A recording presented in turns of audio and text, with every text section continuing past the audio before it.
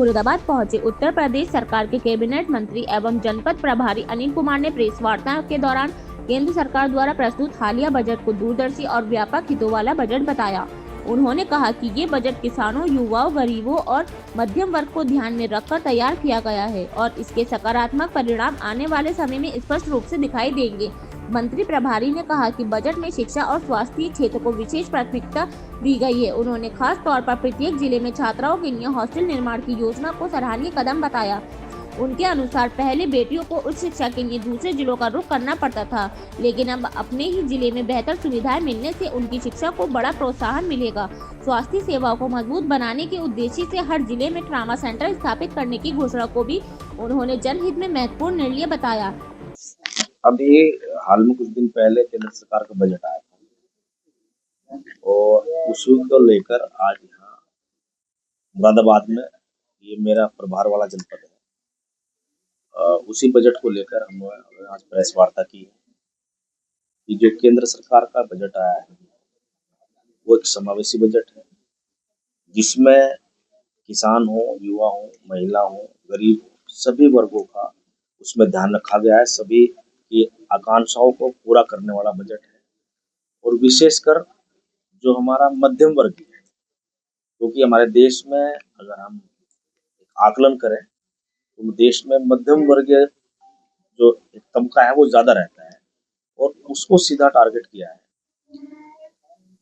अगर हमें अपने देश की इकोनॉमी को गति देनी है तो उसमें हमें मध्यम वर्गीय को निश्चित रूप से मजबूती प्रदान करने का काम करना पड़ेगा। उसी के लिए 10,000 करोड़ से ज्यादा एमएसएमई सेक्टर को दिया गया है। वो इसलिए दिया गया है कि छोटे छोटे उद्योग है, बड़े उद्योग तो अपने आप में ठीक है, लेकिन जो छोटा उद्योग है उसको निश्चित रूप से मजबूती प्रदान करने की आवश्यकता है। उसी के लिए एक बड़े फंड का आयोजन किया है ताकि जो है मध्यम वर्गीय जो हमारा वर्ग है उसको एक मजबूती मिले, वो सशक्त हो, मजबूत हो, देश के निर्माण में उसका एक बड़ा योगदान है।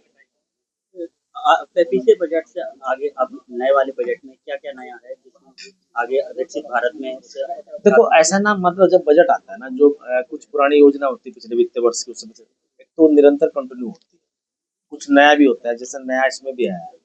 नया इसमें मान लो सबसे बड़ी बात है, देखो इंफ्रास्ट्रक्चर पे जो है लगातार काम हो रहा है। बहुत सारे, जैसे इसमें सबसे बड़ी बात है कि लड़कियों के लिए देश के सभी जनपदों में गर्ल हॉस्टल बनेंगे, उससे हमारे बच्चों को फायदा होगा। जो दूर दराज जाना पड़ता था उनको एक बड़ा फायदा जो है हॉस्टल से मिलेगा। और हर जिले में ट्रॉमा सेंटर्स बनेंगे, ये भी एक बजट में नई चीज है, तो उससे भी हमारे गरीब लोगों को फायदा होगा।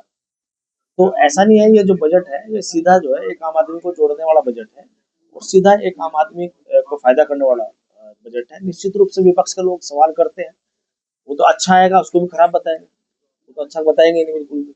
लेकिन ये एक ऐसा बजट है, एक ऐसा दूरदर्शी बजट है जिसके जो आने वाले जो परिणाम है वो बहुत अच्छे होंगे और ये इससे हर व्यक्ति को फायदा होगा, नीचे से लेकर ऊपर के तबके हर तबके को उसको फायदा होगा।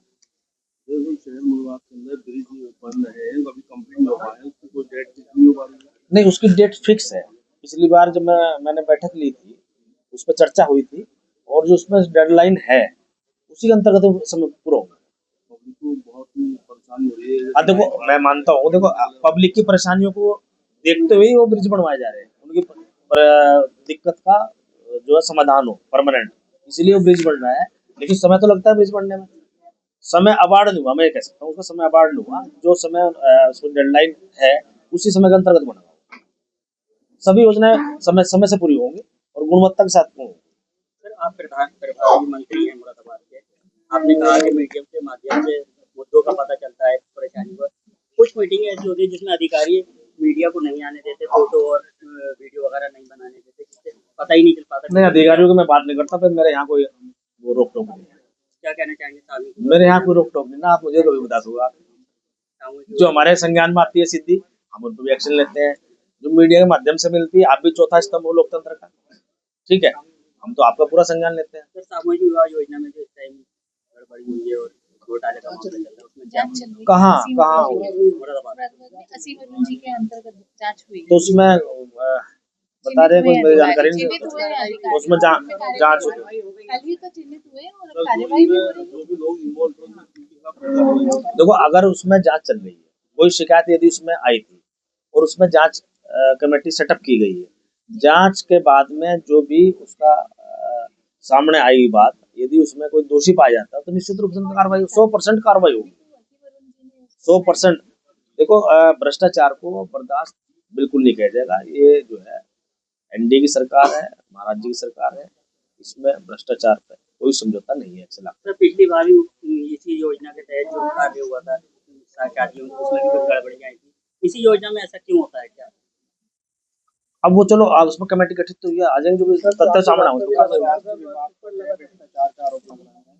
एक डॉक्टर लक्ष्मण है, उन्होंने सीएमओ पर भी आरोप लगाए हैं। क्या आरोप लगा? क्या आरोप लगा?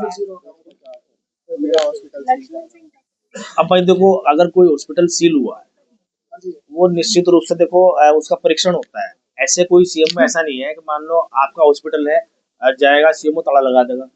एक उसकी एक प्रक्रिया है, शिकायत आई, उस शिकायत का परीक्षण होता है, उस पर रिपोर्ट मांगी जाती है, रिपोर्ट आने के बाद में कार्रवाई होती है। ऐसे कोई सीधा को ताला नहीं लगा सकता। आरोप लगाते हुए अब वो आरोप तो कोई भी लगा सकता है, बताओ किसको रोक दें? मुख्यमंत्री से ही मुलाकात की उन्होंने सोमवार में। तो ठीक है, मुख्यमंत्री से मुलाकात हो, दूध का दूध और पानी का पानी हो जाएगा, उसमें क्या दिक्कत है? सर समाजवादी पार्टी जो एसआईआर को लेकर लगातार ज्ञापन दे रही है क्या? और समाजवादी पार्टी में कोई मुद्दा जो है, मुद्दा वही समाजवादी पार्टी है। अरे भाई अब तो टाइम बढ़वा दिया, अब बढ़वा लो अपनी सारी वोट, क्या दिक्कत है? अगर हमने कटवा दी तो कौन मना कर रहा?